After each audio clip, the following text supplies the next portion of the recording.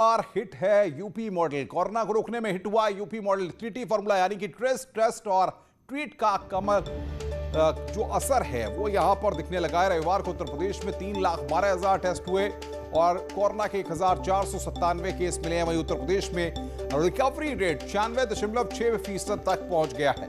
उत्तर प्रदेश में corona curfew लगा रहा। इस दौरान आर्थिक गतिविधियां भी चलती रही। उत्तर प्रदेश में गेहूं की खरीद होती रही और चीनी मिलें चलती रही। तो ये 3T फॉर्मूले का असर ट्रेस, ट्रीट और टेस्ट, आपको बता दें कि ये यहां पर इन तीनों का ट्रेस, टेस्ट और ट्रीट का ये असर रहा कि लगातार कोरोना पर कंट्रोल उत्तर प्रदेश ने किया है। बीते कुछ दिनों में उत्तर प्रदेश में कोरोना के मामले तेजी के साथ थमते हुए दिखाई दे रहे हैं, जो बेहतर संकेत है। उत्तर प्रदेश सरकार की तरफ से टेस्टिंग, ट्रैकिंग और ट्रीटमेंट का जो फॉर्मूला बनाया गया, उसके बाद से आज नतीजा यह है कि बीते 24 घंटे में यूपी में सिर्फ 1497 नए मामले सामने आए हैं और रिकवरी रेट 96.6 तक पहुंच गया है। इसके अलावा अगर बात की जाए उत्तर प्रदेश में आंशिक कर्फ्यू की, तो जिस तरीके से प्रदेश सरकार की तरफ से यह ऐलान किया गया कि यूपी के वो जिले जहां पर 600 से भी कम सक्रिय मामले रह गए हैं, वहां पर कर्फ्यू से छूट दी जाएगी। इसको देखते हुए उत्तर प्रदेश में अब 61 जिले ऐसे हैं जहां पर 600 से भी कम सक्रिय केस बचे हुए हैं।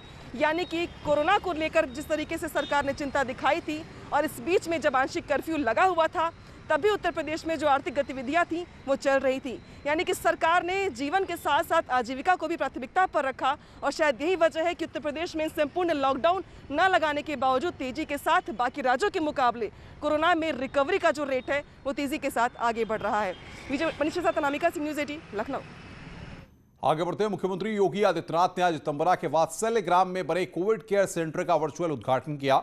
इस दौरान मुख्यमंत्री ने कहा है कि कुछ लोगों को भारत की प्रगति अच्छी नहीं लगती। साथ ही सीएम ने कहा कि उत्तर प्रदेश में तेजी से कोरोना के केस कम हो रहे हैं। देश के अंदर कुछ ऐसे भी तत्व हैं जिन्हें भारत की प्रतिष्ठा जिन्हें अच्छी नहीं लगती। जब यह वैक्सीन आया था 16 जनवरी को और वैक्सीन लॉन्च किया गया था, तब उन्होंने टिप्पणी की थी।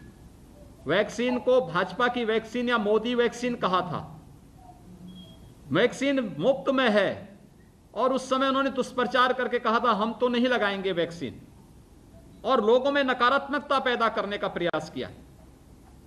वे लोग आज वैक्सीन के कारण देश के अंदर लोगों में सकारात्मक माहौल हो रहा था, कैसे नकारात्मकता ने बदलने का प्रयास किया, ये किसी से छुपा हुआ नहीं है।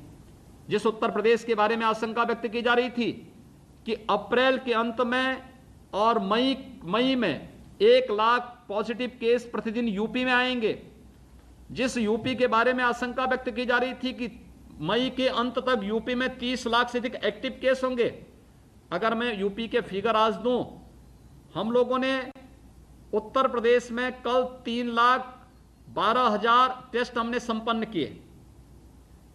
कुल पॉजिटिव केस आए हैं 1497 और उत्तर प्रदेश में अब एक्टिव केस कुल रह गए हैं, यानी जिसके बारे में लोग कहते थे कि 30 लाख से ज्यादा संख्या होगी, 30 लाख नहीं बल्कि केवल हमारे पास आज के दिन पे 37,000 एक्टिव केस रह गए हैं। हमें याद रखना होगा, अपनी पारी आने पर हम वैक्सीन जरूर लगाएं, लोगों को प्रेरित करें। मैंने इस चीज को देखा है, अभी भी बहुत सारे लोग ऐसे हैं जो टेस्ट कराने से भाग रहे हैं या वैक्सीन लेने से कतरा रहे हैं। हमें एक महामारी का सामना करना ये एक राष्ट्रीय कार्यक्रम है। राष्ट्रीय कार्यक्रम के तहत हमारी एक नैतिक जिम्मेदारी बनती है और हमारा ये राष्ट्र धर्म बनता है, हम टेस्ट से भी न भागें और साथ साथ हम लोग वैक्सीन लगाने से भी अपने को न रोकें। हाँ, सावधानी वैक्सीन के लिए जरूर कुछ रखें। अगर फीवर है वैक्सीन न लें, अभी कोरोना हुआ है कम से कम हम 3 महीने के बाद वैक्सीन लें, लेकिन वैक्सीन जरूर लें।